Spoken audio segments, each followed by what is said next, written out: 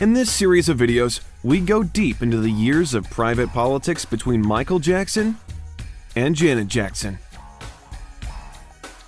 First, a big thank you to all of you who continue to support this channel by purchasing our new merch, available while stocks last. The link is in the description box below. In January 1996, after releasing her most successful album to date, as well as a multi-million selling greatest hits collection and spawning several top-charting hits, Janet Jackson signed another record-breaking contract with Virgin Records. This time, for a 4-album deal at an unprecedented $80 million, making her, once again, the world's highest-paid entertainer ever. However, this time, her brother wasn't able to overshadow her career-defining achievement with his own historic feats, as Janet had developed into a consistently popular recording artist and stage performer, adapting to audiences' changing tastes and musical styles while still maintaining her own signature star appeal. Without the controversies and temperamental stardom of her brother Michael, Janet Jackson had proven herself to be a bankable asset and a prestigious star that Virgin were keen to keep in their roster of signed recording artists. By the late 1990s, Michael Jackson's popularity was largely steeped in his own legacy rather than his current musical output. Unlike Michael, who in his career largely remained out of the spotlight when not in a current album cycle, Janet remained relevant to young audiences by collaborating with other popular and emerging talent, as well as maintaining her presence as an actor in popular blockbuster films. When both Jacksons had new album titles to promote in 2001, with Janet's All For You and Michael's Invincible, both were now commonly cited as major influences for a new wave of teen pop musical acts. But how the two maintained relevancy through this association differed. Michael Jackson leaned heavily on the popularity of younger artists as they paid tribute to his earlier work during his 30th anniversary celebration television special, while Janet, who had never looked or performed better, gave her teenage contemporaries a run for their money, revamping her look and sound and showcasing them in dynamic performances that reasserted her position in the pop music orbit of stars. Having recently come out of her secret marriage with Rene Elizondo Jr., instead of writing about the bitterness and anger that permeate most divorce albums, Jackson celebrated her new life as a single woman on her latest release. She sang about checking out guys at parties, dissing former boyfriends, and described in explicit detail her sexual fantasies. For the cover, she went one step further than the Janet album by posing totally nude, wearing only a white sheet and a smile.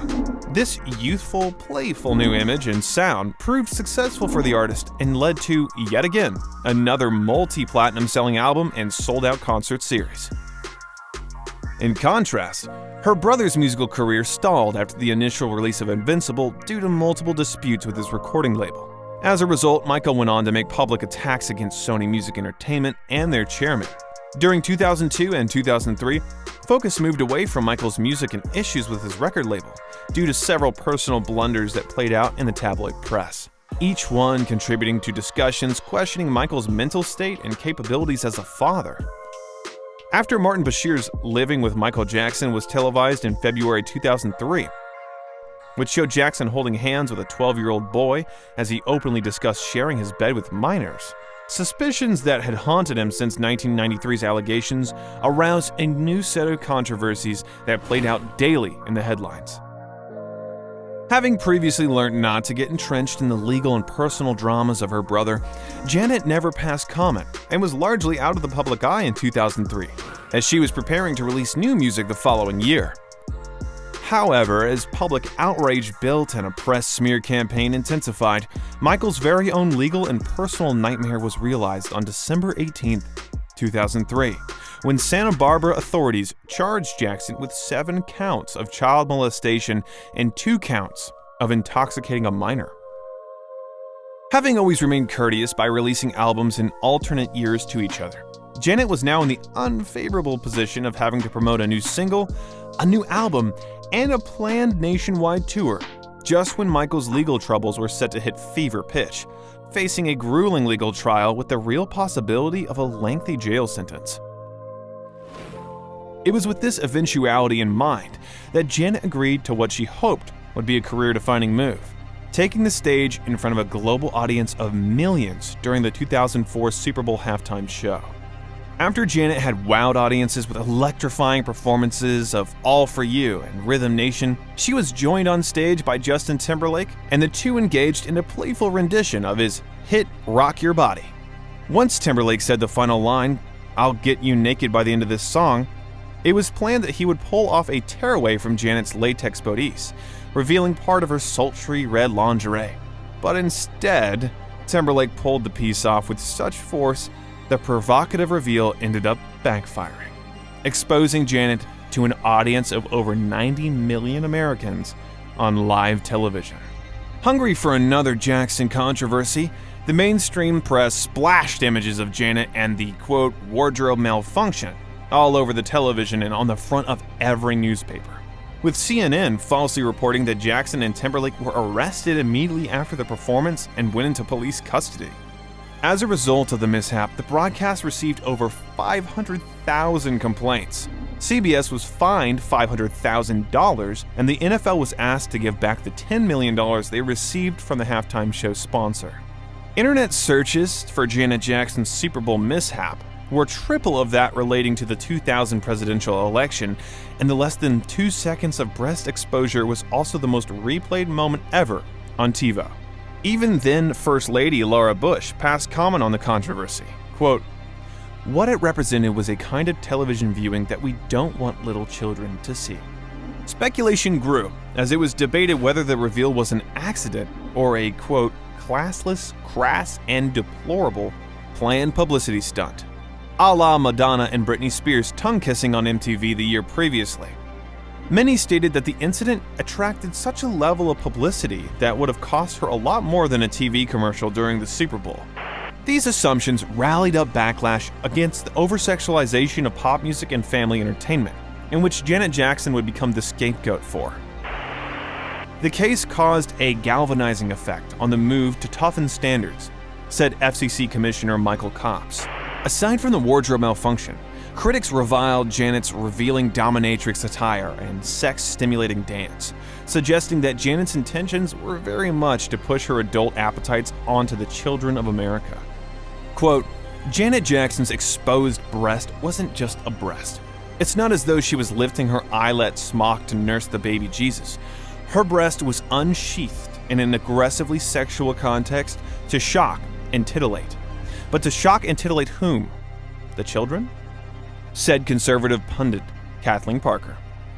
Family connections were therefore made between Janet's much publicized and politicized act of, quote, public indecency and Michael's upcoming trial involving children, with one member of the public writing in to say, quote, "I am so upset that Janet Jackson would choose a family affair to pull her stunt. She didn't think of the children there at the game and those at home that would be watching. She and Michael are bad mentors for our children. Both need to be banned from family and youth functions. I hope they're not claiming to be Christians." Brother Michael even passed comment on the whole scenario during an interview with Geraldo Rivera, saying that he watched her performance and claimed he never saw anything at first, agreeing with Rivera that the whole thing was overblown, and thanked him for making the connection between the controversy that it caused and the Jackson family connection. As the backlash intensified, and with both Janet and Justin saying little in hopes of staying out of the line of fire, many questioned whether this controversy would help or hinder her upcoming album release. Quote, "I don't think it will hurt her popularity," said William McKean, chairman of the journalism department at the University of Florida. Quote, "It hurt her popularity with people who won't buy her records. I don't think her fans are upset. Her fans might think that's a stupid thing to do. She doesn't face the PR problems her brother does." However, when Damita Jo was released, the sensual, sex-drenched record raised even more outrage among moral conservatives, who questioned whether Jackson planned her halftime peep show all along. In every interview, the focus was solely on the Super Bowl controversy and not on the music, and as a result, the album received little promotion and airplay. MTV stopped playing her videos, and many stations shadow banned her music. Even though Justin Timberlake was the one who actually exposed Janet to millions, he managed to maintain a fairly squeaky clean image during this period, even after admitting to marijuana use. while Janet, as a relative to a now suspected pedophile, was effectively blacklisted and inducted along with brother Michael into the press's weirdo Hall of Former Fame. Upon the disappointing release of Damita Jo, Janet Jackson decided to switch focus from music to her family, as brother Michael was preparing to begin his legal trial beginning in early 2005. Alongside the rest of her family, Janet once again acted as a united front in support for her brother during the many dark days of his grueling trial, appearing together in all-white ensembles, a color that made them stand out in court and also symbolized Michael's innocence, but also may have symbolized white flags of defeat during the heavy legal proceedings and the family's persistent battering as part of the media circus that ensued outside. Janet expressed how the whole ordeal was hard not only on Michael, but the whole family was affected, and indicated that she sank into another depression while dealing with Michael's public backlash as well as her own. Even after June 13, 2005, when Michael was given a verdict of not guilty on all charges in the case, Janet was in no mood for jokes concerning what her and her family had been through in the last year, as indicated when she got a cheeky introduction from actor Alan Cummings, who referred to her Super Bowl breast-sparing incident as she received a humanitarian award from a gay rights group. Jackson apologized for her own lack of humor during her first public appearance since her brother's acquittal.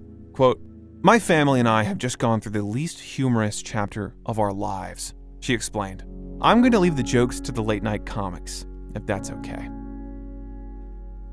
Thanks for watching. Click subscribe and watch out for the final part of this Michael and Janet series. We'll see you next time.